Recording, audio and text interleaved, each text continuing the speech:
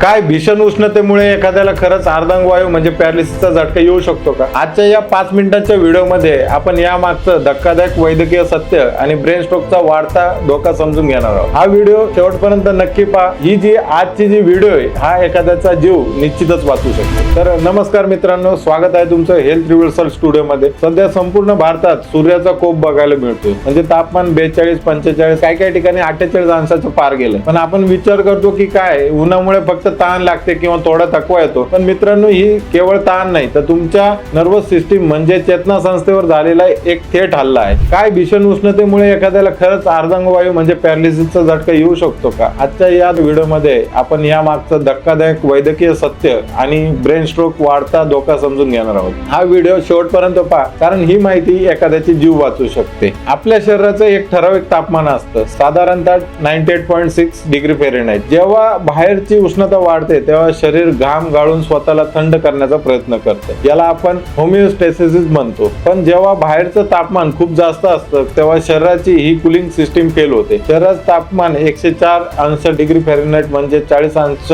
Degree सेल्सिअसच्या पुढे जातं. त्याला मेडिकल भाषेत हायपरथर्मिया म्हणतात. जेव्हा शरीराचं तापमान 41 ते 42 अंशाच्या पुढे जातं तेव्हा मेंदूतील नाजूक पेशी म्हणजेच न्यूरॉन्स खऱ्या अर्थाने धोक्यात येतात. पण 41-42 डिग्री सेल्सिअस नंतर मेंदूच्या पेशींचे नुकसान सुरू होते. मेंदू हे शरीराचे कंट्रोल सेंटर आहे. म्हणजे मेंदू एक आपलं रिमोट कंट्रोल आहे. तिथेच बिघाड झाला तर शरीराच्या पूर्ण हालचालींवर नियंत्रण राहत नाही. आता मुख्य प्रश्नाकडे वळूया. पॅरालिसिस कसा होतो आणि त्याचे मुख्य कारणे काय? पहिली गोष्ट कारण म्हणजे ब्लड क्लॉटिंग, रक्ताच्या गुठळ्या होतो. म्हणजे प्रचंड उष्णतेमुळे शरीरातील पाणी कमी होतं, म्हणजे डिहायड्रेशन होतं. त्यामुळे रक्त जाड व्हायला लागतं. जाड झालेलं रक्त मेंदूच्या बारीक शरीरामध्ये अडकू शकतं. त्याला आपण इस्केमिक स्ट्रोक म्हणतो. जर मेंदूच्या एका बाजूला रक्त पुरवठा थांबला तर शरीराची दुसरी बाजू निकामी होते. त्यालाच आपण लकवा किंवा पॅरालिसिस म्हणतो. दुसरी गोष्ट म्हणजे इलेक्ट्रोलाइट्स इम्बॅलन्स. इलेक्ट्रोलाइट्स म्हणजे आपल्या शरीरात असणारे क्षार, त्याच्यात सोडियम, पोटॅशियम, क्लोराईड, त्याला इलेक्ट्रोलाइट्स म्हणतात. घामावाटे शरीरातील सोडियम आणि पोटॅशियम बाहेर पडते. साधारण घामाने खूप कमी प्रमाणात पोटॅशियम जातो. पण जर व्यक्ती खूप वेळ उन्हात राहिली किंवा उलट्या जुलाब झाल्या असतील, अजिबात खाणेपिणे नसेल तर इलेक्ट्रोलाइट्स इम्बॅलन्स म्हणजे जे क्षार आहे हे कमी जास्त होऊ शकतात. त्याच्यामुळे गंभीर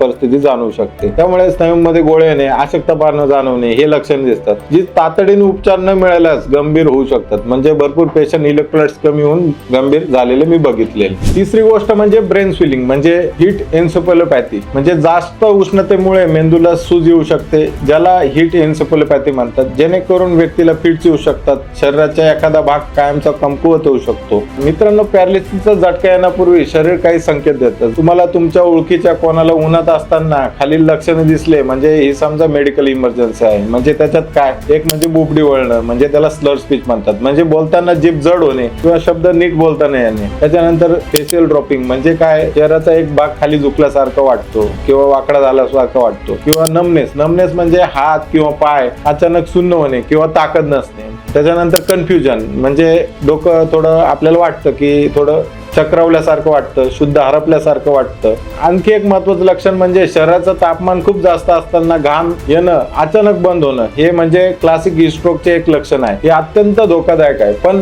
वरील गोष्टी लक्षात ठेवा. जरी घाम येत असेल तरी इतर लक्षणे दिसली तर तातडीने तुमच्या जवळ असलेलं वैद्यकीय मदत घ्या. घाम येतोय म्हणजे सुरक्षित आहे असा चुकीचा विचार करू नका. हेल्थ रिव्हर्सल स्टुडिओचा उद्देश फक्त भीती घालणं नाही तर त्यावर उपाय सांगणं. त्याच्यापासून वाचण्यासाठी काय करता येईल हे सांगण्यासाठी आज मी सोबत बोलतोय. एक पहिली गोष्ट हायड्रेशन म्हणजे नुसतं पाणी न पिता त्यात लिंबू, मीठ, साखर, ORS टाकून प्या. इलेक्ट्रोलाइट्स टिकून राहतील म्हणजे शरीरातील इलेक्ट्रोलाइट्स पण चांगले राहतील. दुसरी गोष्ट थर्मल शॉक टाळा. म्हणजे एसी मधून एकदम कडक उन्हात जाणे टाळा. शरीराचा हळूहळू तापमानाशी जुळून घ्या. तिसरी गोष्ट म्हणजे दुपारी 12 ते 4 जर गरज नसेल तर घराबाहेर पडू नका. बाहेर जाताना डोकं ओल्या कपड्याने किंवा टोपीने झाकून ठेवा. चौथी गोष्ट पोटॅशियम युक्त आहार म्हणजे केळी, शहाळ्याचं पाणी किंवा दही यांचा आपल्या जेवणात समावेश करा. उन्हातून आल्यानंतर जेवढं वाटेल तेवढं भरपूर पाणी प्या. म्हणजे सामान्य जे तापमान किंवा किंचित थंड पाणी असेल तर ते हळूहळू प्या, हे सर्वोत्तम. तर मित्रांनो, उन्हामुळे लकवा होतो का? याचं उत्तर आहे हो.